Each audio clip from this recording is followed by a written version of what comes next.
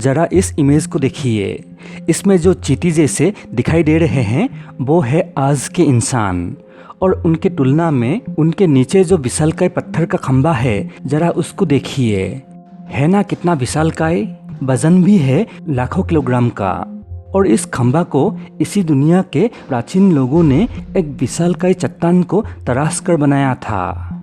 यहाँ तक तो ठीक है, पर उन्होंने इसे उठाने के बारे में क्या सोचा होगा।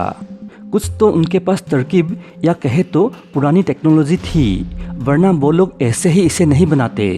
पर कुछ हुआ और वो प्राचीन सभ्यता के लोग अचानक गायब हो गए और उनका ये काम अधूरा रह गया। लेकिन उन्होंने कुछ तो सोच के रखा था इस विशालकाय खंबा को उठाने के लिए, पर कैसे वो आज भी रहस्य है।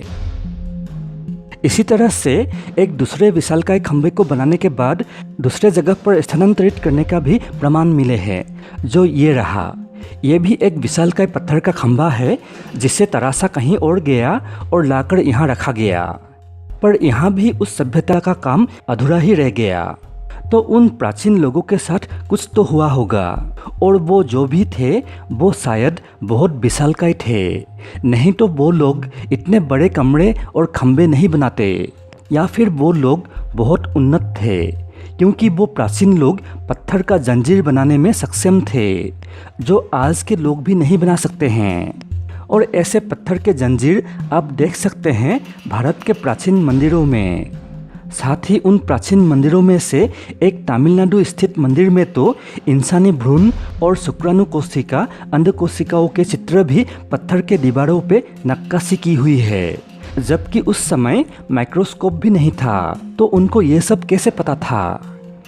ये तो एक दो गिने चुने संकेत है जो इशारा करते हैं कि पृथ्वी का इतिहास हम जैसा सोचते हैं वैसा नहीं है।